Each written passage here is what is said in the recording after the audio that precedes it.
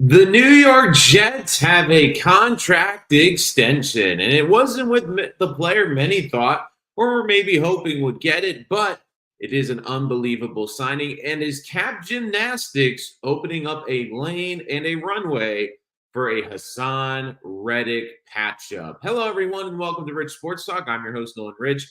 We have a lot to talk about today and a lot going on in Jets land before the home opener. The big news, of course, is Michael Carter, the Jets slot corner, reaching an extension, being the highest paid slot corner in the league. Now, again, this extension will kick over after next season, so this will start in 2025, where he has been extended for 3 years at $30.75 million with incentives that can kick this contract up to $33 million. There is a lot to talk about here. We will get to Haason Reddick. We will get to other cap structure, but let's focus on Michael Carter. And this has been an extension that a lot of Jet fans were hoping would happen throughout the summer. Michael Carter, of course, is young, in his mid-20s, the best slot corner in football. And we were worried about the Jets potentially losing him. And I've been banging the table saying that Michael Carter would be the first corner I would extend. I know DJ Reed is a very good corner, but I said I wanted Carter because he plays the slot position, which is a harder position I feel to find. I felt you could get a number 2 corner a little bit easier than a great slot. He's younger. He's someone that the Jets have drafted and developed. And so I think this is a great guy. And it's funny with Carter, too, because when we talk about the importance of this defense, he's almost the overlooked member of this defense with how good he's been. Because if I was to ask Jet fans to list off the most important pieces on this defense, I'm pretty sure most Jet fans wouldn't have Michael Carter in the first 5 players that they would mention on the defense. You know, Quinnen would get mentioned. You know, Sauce would get mentioned. You know that I said Quinnen. Quincy would be mentioned. Got to get both Williams in there. You would know CJ would probably get mentioned ahead of him. DJ maybe might get mentioned before him, but certainly Jermaine Johnson. If Haason Reddick was here, Haason Reddick would get mentioned. And then it's like Michael Carter is almost an afterthought on this defense. But I think with this fan base and people who really watch this team realize how good of a player he is. And especially now with the new rules in the NFL, where you have the middle of the field to work with, receivers don't have to worry about going over the middle. You're seeing an emphasis on slot receivers, more wide receiver sets with 3 or 4 receivers out there constantly. The slot cornerback has been a position, especially over the last 10 to 15 years, that has become an incredibly valuable position. I love that the Jets got ahead of this, signed a great player. I think it sends a good message that you sign your own players, and it adds a little bit of relief going into next offseason. Now, I do think you're going to see Sauce Gardner break the record, especially Patrick Surtain got an extension today. You know, Sauce is due for an extension next year, and you know he's going to reset the corner market. And because of that, it helps with the Jets now, because if they were to lose a good player like a DJ Reed, and I'm not saying the Jets won't try to bring DJ Reed back, but if you were to look at this team and go, well, they locked up the best outside corner and the best slot, it'd be probably easier to try to find that number 2 corner. And there's some guys that they're trying to develop into that. Quanta Stiggers is one of them. So this helps the Jets patch holes so they don't have big holes going into free agency. I thought it was great that they rewarded a guy, and you can tell how much he's loved in this locker room by how much guys were on Twitter yesterday. Even John Franklin Myers is no longer a Jet, basically saying how proud he is from Michael Carter. They got great value out of him, a late third-day draft pick who's now developed into the best slot corner in the NFL. So overall, I think this was really well done. And I think it sent a message to this fan base for a couple different tiers. Number one, it's showing that this team is trying to get negotiations with their guys and extend their players. But it also was, I think, a subtle shot across the bow of the Haason Reddick camp, basically saying, look, we will pay our guys. They just have to be here. Which brings us to the next question. Again, guys, please put your comments in here. If you're listening to us on the podcast, make sure to give us a comment, a subscribe, and a like. You can listen to us wherever podcasts are available. If you're joining us in the live stream, make sure to comment live, and we will get to your questions. But the other big thing that kind of got lost a bit in the shuffle yesterday was the Jets did 2 big things. Number one was the Michael Carter extension. We all knew that. The other one was a renegotiation of Quincy Williams' contract, and also a contract renegotiation with Tyler Conklin, which opened up roughly $8 million of cap money for this season. Now, why would the Jets do that? Well, Haason Reddick was at it, drove up from Camden to do a fundraiser in Jersey yesterday. Again, reporters were there, and you could tell Hassan did not want to talk to the reporters, even though they were trying to ask him where he stood with the Jets. To me, this is a sign that the Jets are signaling to Haason Reddick, hey, we just extended one of our guys who has been here. We also just opened up even more cap space. We opened up cap space for you when we traded JFM. Now we are opening up even more cap space. To me, I think the Haason Reddick deal will get done. Will it get done today? I don't know. Will it get done before the 49ers? I'm not sure. But I do feel that the Jets will come to a conclusion. It's been what I've been saying all along. I think at this point that the Jets are looking at this situation and this is going to be a 1 year deal.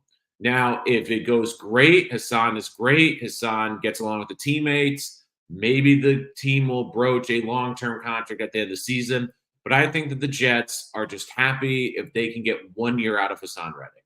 If they aren't able to extend him and it helps them get more time to develop Will McDonald into a starting defensive end, I think it's worth it. If it allows the Jets to then get a compensation pick back for him, where they traded a third round pick and they get a third or a fourth round pick, basically the similar return for what they gave up, I think they will be happy. I do think it's going to come down to a 1 year deal. I don't think that I think initially the Jets were hoping maybe they could get a 3 or 4 year deal out of this. I think it's going to be a 1 year band aid. They're loading up the money. I think what they're basically going to do is here, Hassan, here's a 1 year deal.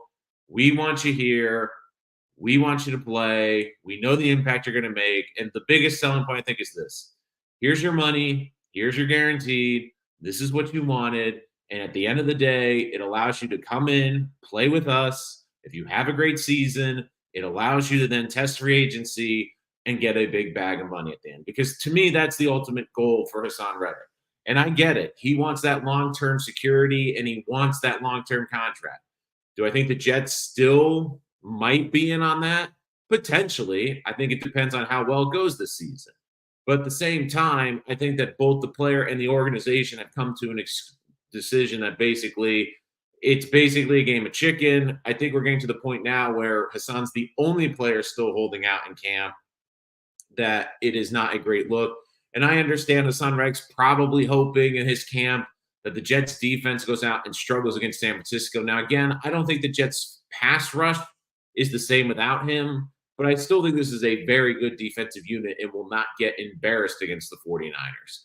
But the same thing goes that I do think that the Jets want Reddick. I think that Reddick wants to play so he can get that extension at the end of the season. But to me, the signaling that Conklin's getting this redone deal, that we're seeing Quincy get the redone contract, to me, basically signaling the Jets are opening up all this cap space to give Reddick a 1 year deal worth a lot of guaranteed money. Basically, here's the extension you wanted. It's a 1 year deal. And at the end, you can do what you really wanted to do in the first place, which was have a great season and then test free agency.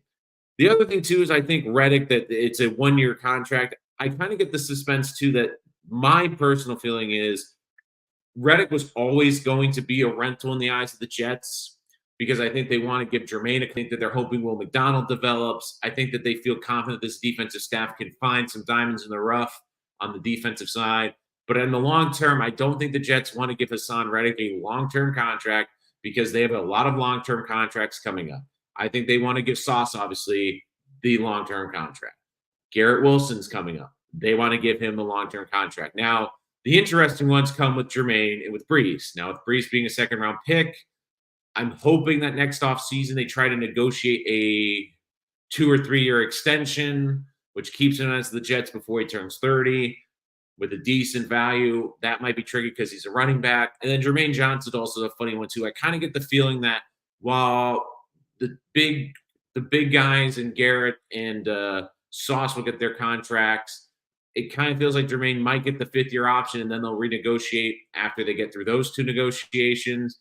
But still, if Jermaine Johnson goes out there and has a 10-sack season, he's going to want to get paid as well. And I think the Jets look at it as saying, look, we have this good young core that we've developed that are some of the best players at their position. And as great as Haason Reddick is, we want to keep our own guys in the building. But let's get to some of your comments here as well. Good morning from Daniel Diaz. Hey guys, aside from the season, we really got to stop from Jets take. Been waiting for this a decade. I do think we are looking for that as well.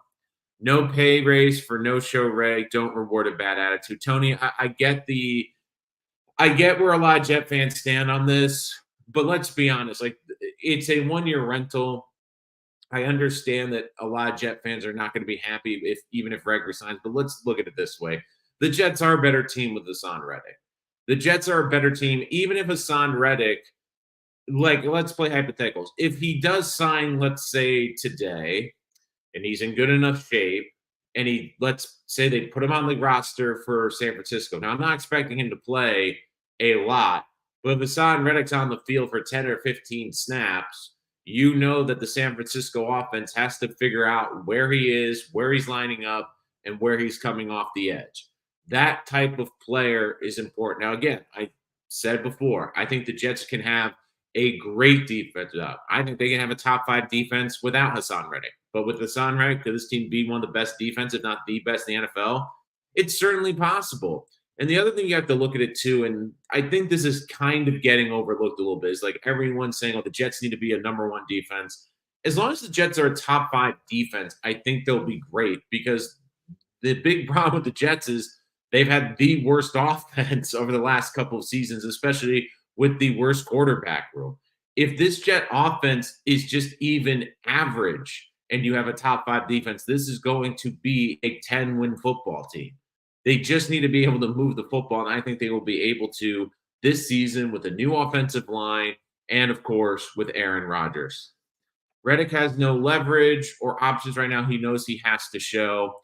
See, the biggest thing, and this, Dan's a good point, I think that Reddick, unfortunately, has gotten some really bad advice from his representation, because there are kind of different ways you can look at this.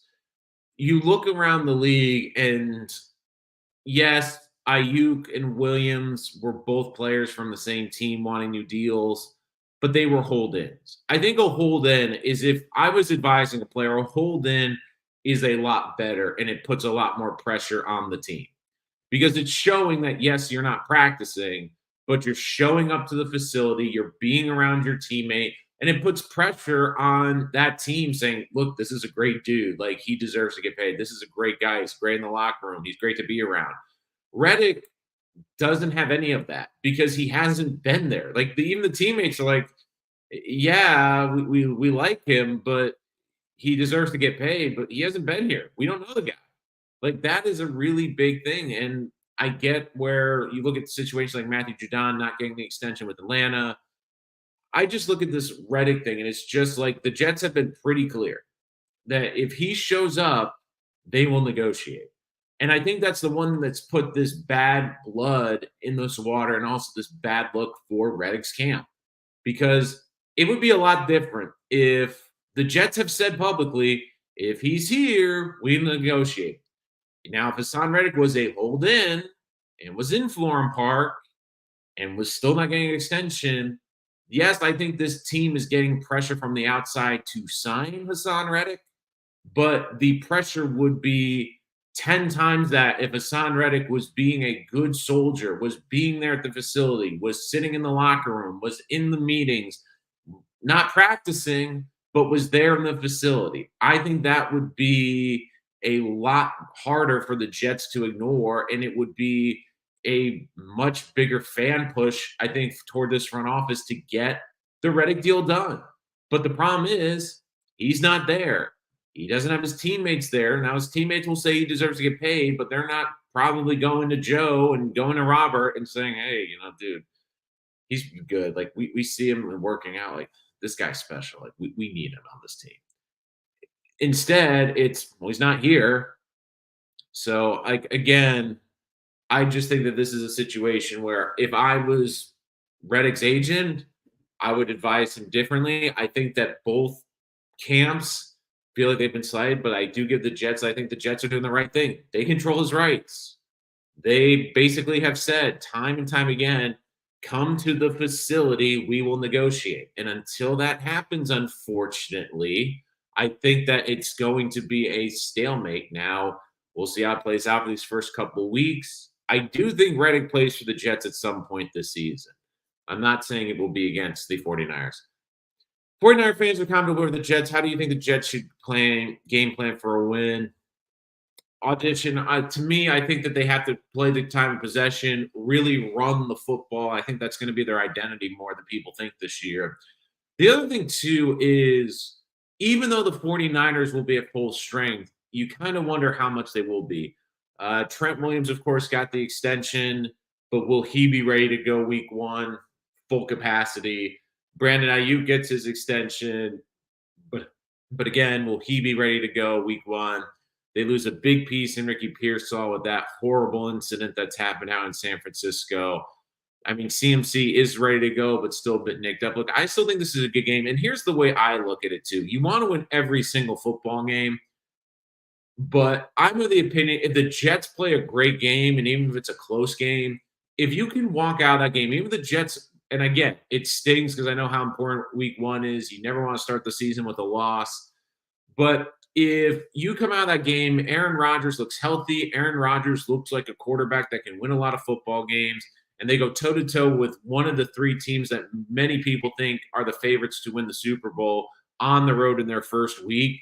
And if they do it without Haason Reddick, who's arguably their most disruptive pass rusher, I think you would feel a lot better about that. But look, I think this is going to be a really close game. I think this is going to be a very good game. But I think it's going to be a kind of an ugly run the ball, smash mouth, old school kind of football game. Like, I think this is going to be like a 20-17, 23-20 game.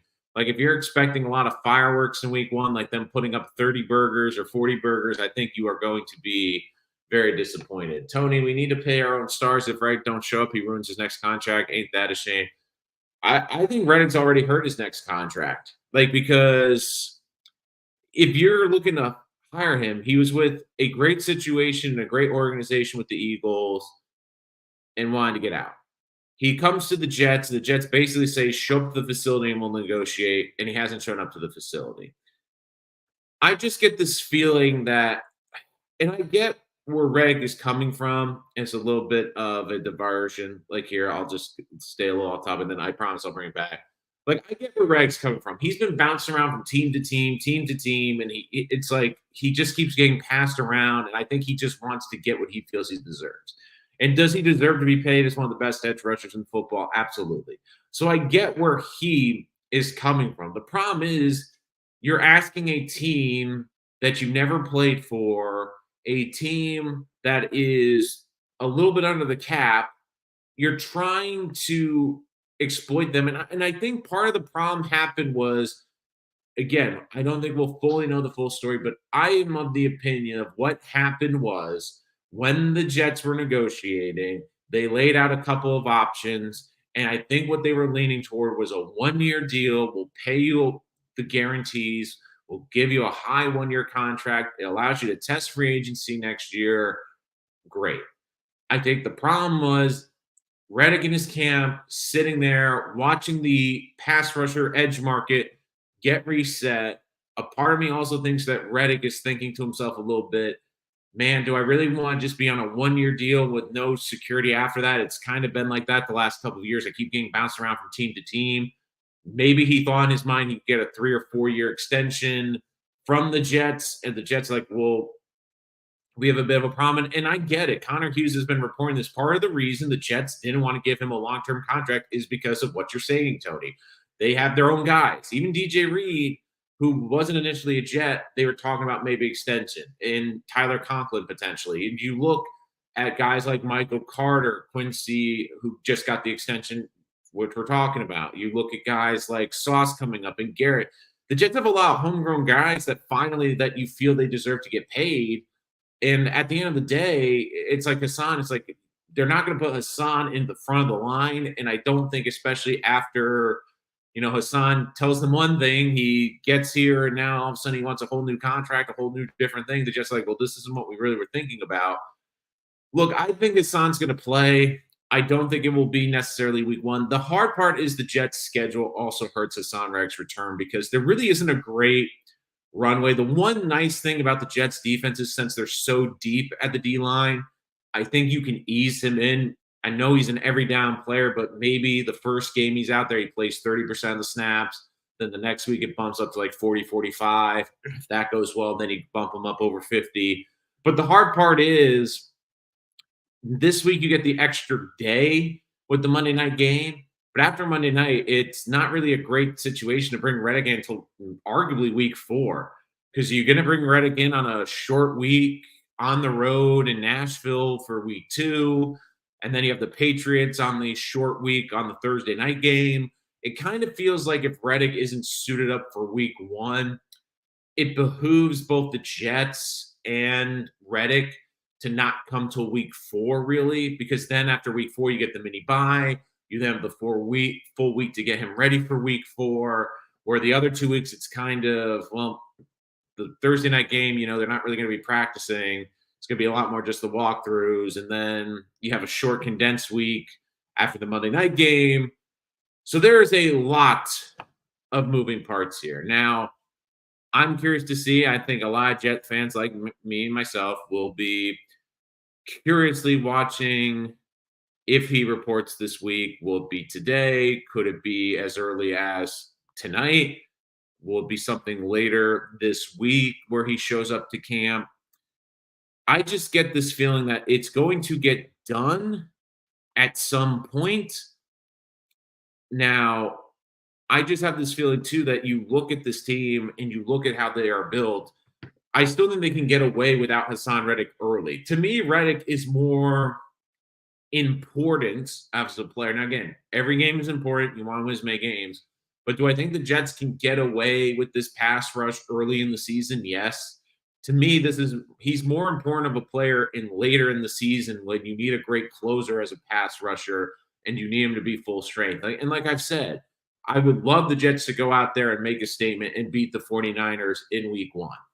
But if they play a great game and lose on the road, I'm not going to think it's the end of the world because it's the toughest game on their schedule. Like the Jets' schedule to me, and again, it changes every year. We get the schedule initially and we look at the schedule and say, oh, this part's easy, this part's hard. And how many times do we look at it and go, okay, we were wrong. That team's better than we expected. But to me, like, I don't think there is a better team on this schedule right now than basically the 49ers. I mean, Titans, Patriots, Broncos, Vikings, Bills. Like, I think the 49ers are a better team than the Bills. I mean, I'm just looking at the quarterbacks that this team will play. You can make the case of the best 3 quarterbacks they are going to play this year. Matthew Stafford is going to be Josh Allen. And you could maybe even put Brock Purdy, one of the top 3 quarterbacks. Now, Anthony Richardson, Kyler Murray, there's some other really good quarterbacks that play, CJ Stroud. But to me, like, I look at the Jets' schedule and, like, I look at the teams they're playing. I think they can beat Buffalo. I think they can beat the Texans. They beat them last year. I think they can beat the Rams. Like, every team on the schedule, I look and I go, okay, I think these are all winnable games, even 49ers. But to me, like, this is the hardest game. Like, when we say, like, who is the favorite to come out of the NFC to represent the NFC in the Super Bowl, I think 9 out of 10 people are going to say it's the 49ers. Like, maybe some people on the Eagles, I'm a little bit lukewarm because of the whole coaching situation there. Could the Rams maybe surprise a lot of people because they got a great coach and a great offense? I think that they're kind of that sleeper that no one's maybe talking about. I know Detroit is a team that we'll talk about a lot, but if you were to ask someone today, like, if you had to take money and put it on a team, that team from the NFC is going to represent them in the Super Bowl. I think most people are going to either go Lions or 49ers, but with the majority going the 49ers. Good morning, James. I did not. I think the Jets are going to win between 11 and 12 games. Now, if Rodgers is completely healthy and this team is healthy the whole season, maybe get up to 13 wins. But I think the lowest win total they're going to have is 10 wins. I mean, the thing I look at is the last 2 years, they've won 7 games a year with arguably the worst quarterback room. And last year, from week 6 on, you can make the case the Jets not only had the worst quarterback room, But if they didn't have the worst offensive line, they had a bottom three offensive line in the National Football League, and they still managed to win 7 games. I think the offensive line is much better this year. I think the offensive line depth is a lot better this year. And the other big thing too is I think the Jets are going to add pieces at the deadline. I think they're going to add another receiver. I think they're going to add more weapons. I do think this team is going to add when they get to the trade deadline. They see that we're a really good team, and they're going to add pieces. And look, even if Rodgers doesn't play 17 games, I feel a lot more confident in Tyrod Taylor as their backup quarterback than I do Zach Wilson last year, than Tim Boyle last year. I just think that the Jets are in a much healthier situation this year. They get through training camp. They don't have any of the big injuries. I think that they look healthy. And look, the biggest loss that the Jets have right now is that they don't have Haason Reddick. Now, if Haason Reddick gets there, I think that it elevates his team even better. I think that Haason Reddick is worth a full win over the course of the season just because of his dynamicy and how he can impact the game, especially late in the game. But my big thing is even with Reddick, even if Reddick doesn't play week 1, like the time I'll get worried about Reddick is if he's not in this locker room by week 4. Now, a lot of people are going, well, wait a minute, like week 4, that's so far away. He misses the first 3 games. My big thing is it, like I said, because of the schedule, if he's not there suited up for week 1, I kind of feel like the best case is for him to come back week 4. If we get through week 4 and even the Jets are off to a good start and Reddick isn't there, that's when I think you have to really start thinking, okay, this guy's sacrificing basically a quarter season of game checks. He's still on the field. They've played a month without him. At some point, push is going to have to come to shove. And at some point, too, I think Reddick's got to realize how much money he's losing. And the other big thing with Reddick is it's not just the money he's losing, but you look around this league, you don't think GMs are going to use this against him in negotiations? Like if he does, like let's say he has an unbelievable season with the Jets say, thank you, but we'll let you test the free agent market. You deserve it. Do you really think there's going to be a team that's going to be breaking down the door? Because again, everyone knew the Eagles were trading Reddick, and no one except the Jets made the trade for him. And even when the Jets did it, they did it on the pretense that it was going to be either under the current contract or they were going to be able to hammer out, I think, a 1-year deal, and it didn't work. So I just look at it and go, okay, I think the Jets are handling it the right way right now.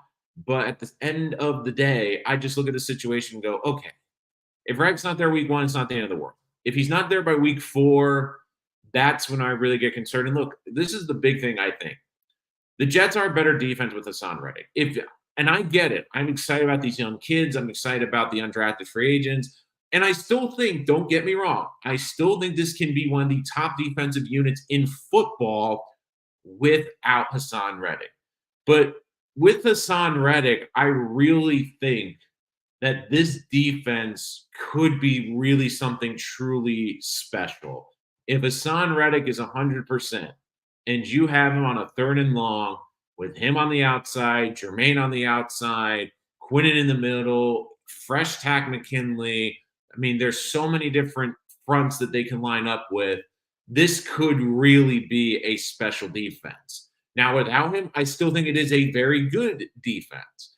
I'm curious to see how they will play without him. Now, we know this is a team. They don't love to blitz. Will they maybe blitz a little bit more? Are they going to do more of even a heavier rotation to keep these edge rushers fresh, especially with like Tack? Like, I don't think Tack will be an early down guy, but will he get a good amount of reps, especially early? Will some of these undrafted guys like McGregor get some run? We'll see during the first game. Yeah, like let's put it this way, James. Sauce is going to reset the corner market. There's no question in my mind. Sauce is going to be reset the corner market. We're talking about a 2-time All-Pro, Rookie of the Year, like arguably the best corner. Now, again, I'd like to see the interception numbers go up, but again, you need people to throw at Sauce. And it is frustrating too, because I think that there's, again, this thing against Sauce where people are like, oh, he holds, he gets away with a lot. It's like, okay, no, he's just really that freaking good. No, I think he's going to reset the corner market. Now, Garrett, I think, will kind of reset the receiver market. but not to the extent Sauce will. Because Garrett, again, there's so many great receivers. I think he'll be one of the top 3 paid receivers once his deal gets done. But Sauce is definitely going to get into the top of the corner market. But overall, long story short, I think that this was a great deal for Michael Carter. The Jets re-signed one of their own. It's great to see them draft a guy on day 3. He develops into the best slot corner in football. They end up paying him. And the biggest thing I think this does, it leaves a lot of things. I think that the Jets are going to re-sign Sauce. They have Mike Carr. Now, if financially they can't keep a DJ Reed, it helps soften the blow because it's easier for me to find a number 2 corner like that. And I think they're looking to hopefully develop Quantez Stiggers into that eventual 2. And that's one exciting thing I think you have to like about this front office is this the front office is not only thinking about the micro, but the macro. Yes, like a good example is the offensive line. They thought about the micro. Yes, we got to get Tyron Smith. Yes, we got to get Morgan Moses. But we also got to think the next 5-6 years, let's draft the great left tackle early in the first round so we have that long-term plan. Quantez Stiggers, maybe not an immediate impact player this year, but someone that's really impressed in camp. Maybe if we develop him, he can be the replacement for DJ Reed. If DJ Reed test free agency, he's going to be in his late 20s. This is probably his last chance to get a big contract. Like, you look at that situation. Like, you look at this defensive line. Like, they keep just bringing in guys who they think can be good developmental players.